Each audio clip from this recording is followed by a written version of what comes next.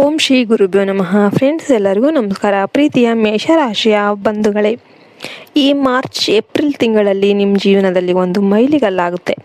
ಆಕಾಶ ಮಂಡಲದಲ್ಲಿ ಗ್ರಹಗಳ ರಾಜ ಶನಿ ಮತ್ತು ಮಾಯಾವಿ ರಾಹು ನಿಮ್ಮ ರಾಶಿಯ ಮೇಲೆ ವಿಶೇಷ ದೃಷ್ಟಿ ಬೀರಿದ್ದಾರೆ. ಈ ಬದಲಾವಣೆಯು ನಿಮಗೆ ಅತೀಂದ್ರಿಯ ಫಲಗಳನ್ನು ನೀಡಲಿದೆ. ನಿಮ್ಮ ಕೈಯಿಂದ ನಡೆದ ಆ ತಪ್ಪು ಯಾವುದು? ಎಚ್ಚರಿಕೆಯಿಂದ ಇರಬೇಕಾದ ಟೈಮ್ ಏನು? ಹಲವು ಬಾರಿ ನಾವು ಅರಿಯದೆ ಮಾಡುವ ಒಂದು ಸಣ್ಣ ತಪ್ಪುಗಳು ದೊಡ್ಡ ಪಶ್ಚಾತ್ತಾಪಕ್ಕೆ ಕಾರಣವಾಗುತ್ತೆ.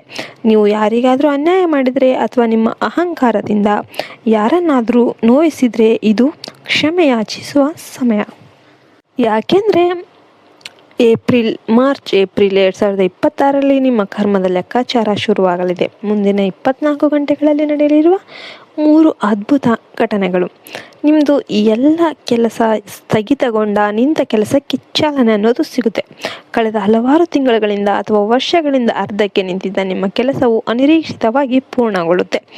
ಆರ್ಥಿಕ ಲಾಭ, ನೀವು ನಿರೀಕ್ಷಿಸಿದ ಮೂಲದಿಂದ ಧನ ಲಾಭವಾಗುವ ಯೋಗವಿದೆ. ವಿಶೇಷವಾಗಿ ಭೂಮಿ ಅಥವಾ ಹಳೆಯ ಹೂಡಿಕೆಯಿಂದ ಲಾಭ ಅನ್ನೋದು ಸಿಗುತ್ತೆ. ಶತ್ರುಗಳ ಪತನ, ನಿಮ್ಮ ಬೆನ್ನ ಹಿಂದೆ ಕುತಂತ್ರ ಮಾಡುತ್ತಿದ್ದವರು ತಾವಾಗಿಯೇ ನಿಮ್ಮ ಮುಂದೆ ಶರಣಾಗುವ ಸಮಯ ಬಂದಿದೆ. ಈ 3 ತಪ್ಪುಗಳನ್ನು ಅಪ್ಪಿತಪ್ಪಿ ಕೂಡ ಮಾಡಬೇಡಿ. ಯೋಜನೆಗಳನ್ನು ಬಹಿರಂಗಪಡಿಸಬೇಡಿ. ಮೇಷರಾಶಿಯವರಿಗೆ ಹಠ ಜಾಸ್ತಿ, ಆದರೆ ನಿಮ್ಮ ಮುಂದಿನ ನಡೆಯನ್ನು ನೆಕ್ಸ್ಟ್ ಮೂವ್ನ ಯಾರಿಗೂ ಹೇಳೋದಕ್ಕೆ ಹೋಗಬೇಡಿ. ನಿಮ್ಮ ಯಶಸ್ಸಿಗೆ ನಿಮ್ಮವರೇ ಕಣ್ಣು ಹಾಕಬಹುದು. ಕೋಪದ ಮೇಲೆ ನಿಯಂತ್ರಣ, ಮಂಗಳ ನಿಮ್ಮ ಅಧಿಪತಿಯಾಗಿರೋದ್ರಿಂದ ಬೇಗ ಕೋಪ ಬರುತ್ತೆ. ಈ ತಿಂಗಳು ಶಾಂತವಾಗಿರಿ, ಇಲ್ಲದಿದ್ದರೆ ಕೈಗೆ ಬಂದ ತುತ್ತು ಬಾಯಿಗೆ ಬರದಂತೆ ಆಗಬಹುದು. ಸಮಯ ವ್ಯರ್ಥ ಮಾಡಬೇಡಿ. ಅದೃಷ್ಟ ನಿಮ್ಮ ಮನೆ ಬಾಗಿಲು ತಟ್ತಾ ಇದೆ. ಈ ಸಮಯದಲ್ಲಿ ಸೋಮಾರಿತನ ತೋರಿದರೆ ಮಹಾ ಅವಕಾಶವನ್ನು ಕಳೆದುಕೊಳ್ತೀರಾ. ಪರಿಹಾರಗಳು ಇದಕ್ಕೆಲ್ಲ ಏನೇನು ಅಂದರೆ, ಸೇವೆಯೇ ಪರಮಧರ್ಮ. ಹಸಿದವರಿಗೆ ಅನ್ನದಾನ ಮಾಡಿ, ಸಾಧ್ಯವಾದರೆ ಕಪ್ಪು ನಾಯಿ ಅಥವಾ ಹಸುವಿಗೆ ಆಹಾರ ನೀಡಿ.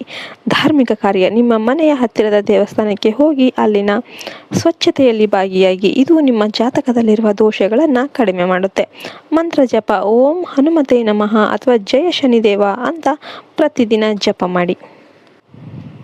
ಸಲಹೆ: ಮೇಷರಾಶಿಯವರೇ, ನಿಮ್ಮ ಆತ್ಮವಿಶ್ವಾಸನೇ ನಿಮ್ಮ ಬಲ. ಯಾರ ಮೇಲೂ ಅತಿಯಾದ ನಿರೀಕ್ಷೆ ಇಡದೆ ನಿಮ್ಮ ಪರಿಶ್ರಮದ ಮೇಲೆ ನಂಬಿಕೆ ಇಡಿ. ನಿಮ್ಮ ಬಾಳು ಅನ್ನೋದು ಬಂಗಾರವಾಗುತ್ತೆ.